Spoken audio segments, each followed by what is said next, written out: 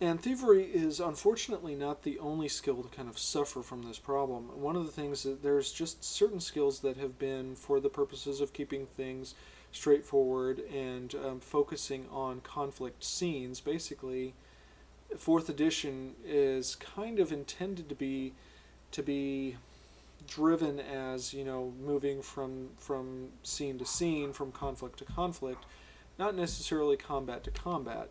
You understand, but basically that it's one scene. It basically plugs into the next scene, plugs into the next scene.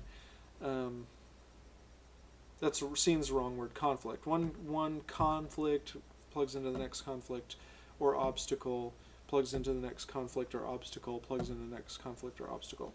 Okay, that's not necessarily that problematic. It's an action. It's an action genre. D&D has always been an action-oriented game, um, but it's you know basically they don't give you a lot of tools to play the game outside of the context of direct conflict.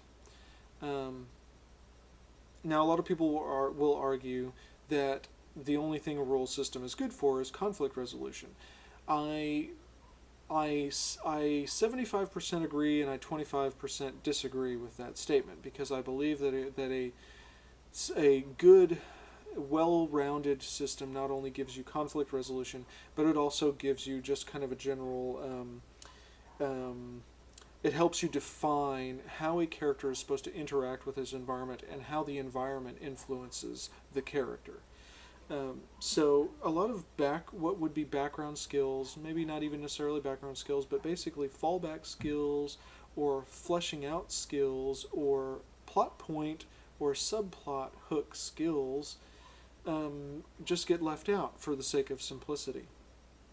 I think I've rambled on long enough about skills and all of that, but my point being that I do see a certain validity to the argument that it doesn't support role playing. Again, I think support is the wrong word. I think um, I think if you have a good engaged set of players, and if you have an involved DM who actually wants to pursue role playing, yes, you can role play in Dungeons and Dragons 4th edition. But what Dungeons and Dragons 4th edition doesn't do is give you any kind of incentive or any kind of assistance on helping you role play through the game, or helping the players find interesting hooks to encourage them to role play.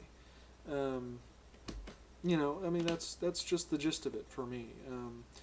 I played in a 4th edition campaign. I role played my character. The other players at the table role played their characters. The GM role played NPCs, and it worked just fine. But it felt kind of hollow, because it was really just up to us to kind of draw things out of the air nebulously, and write up our own backgrounds for these characters.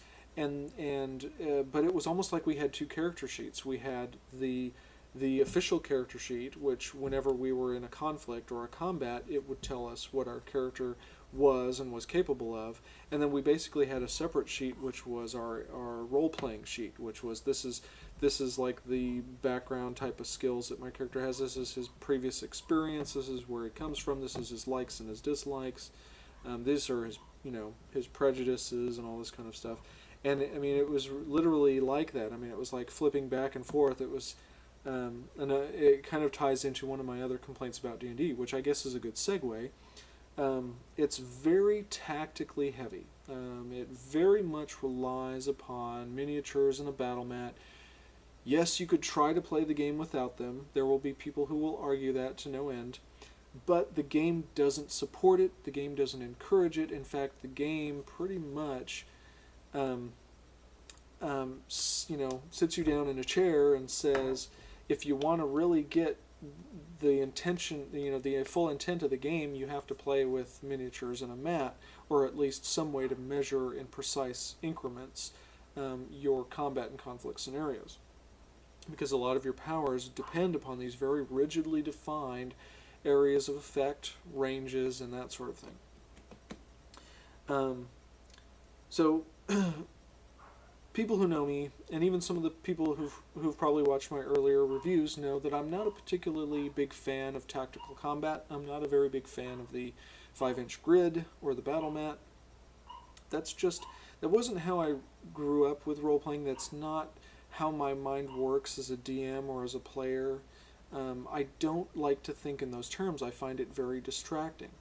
I understand the argument for why people do like it, and if you like very tactical, very precise, very intricate, and very deliberate combat and conflict systems in your role-playing games, you will like 4th edition. If you don't, it's very hard and almost not worth the effort to try to work around it.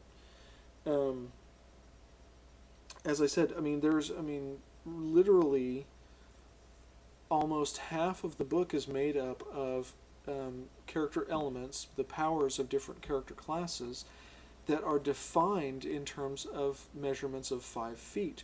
And not only that, it's not even, to say like even the older editions of D&D, which said, well, your lightning bolt spell reaches 120 feet. Okay, well, it becomes, it comes to the DM and the players to kind of decide how they want to track that. Do they want to plot it out on a map and measure out the 120 feet precisely, or do they just want to wing it, or do they want to kind of abstract it a little bit?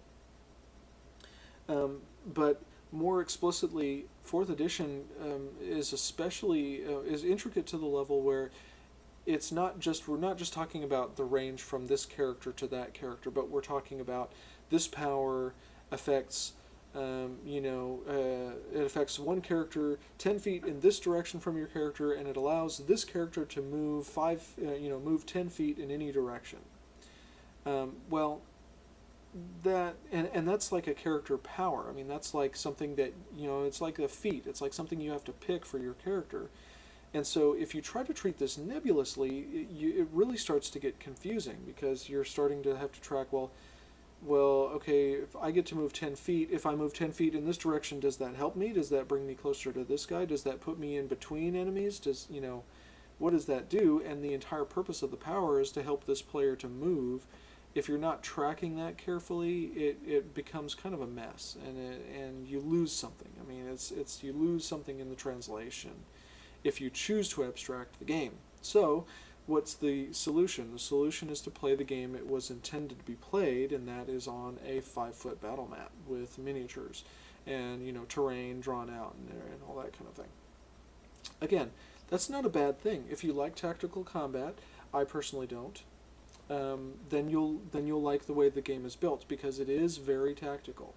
That's one thing I can say, is that it creates very interesting tactical scenarios, and you really have to kind of on a turn-by-turn basis be reanalyzing the game and reanalyzing the situation, so that you can get the best effect. And so what powers, which of your character's powers you want to use, and you can effectively tactically team up characters. You can stack powers by, this character uses this power, which pushes an enemy directly into the range of this character's power, and all that kind of thing. And so it can really get, it can get pretty complicated, and for somebody who wants that level of detail, it can be very satisfying, I will admit.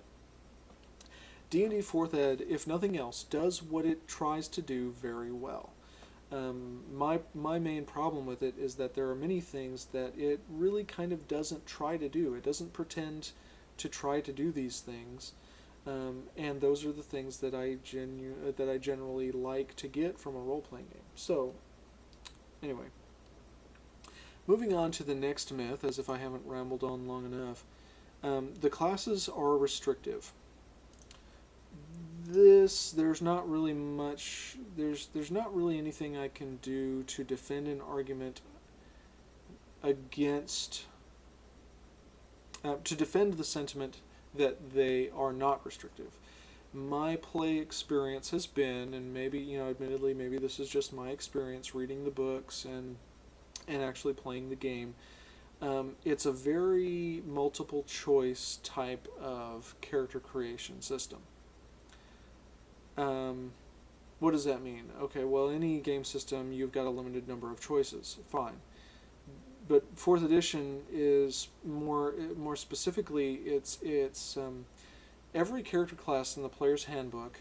They give you copious amounts of information about what the character class is good at, and therefore the way that you should approach playing the character. In fact, they give you the suggested attributes that your character should have, that your character should focus in order to be effective in that class.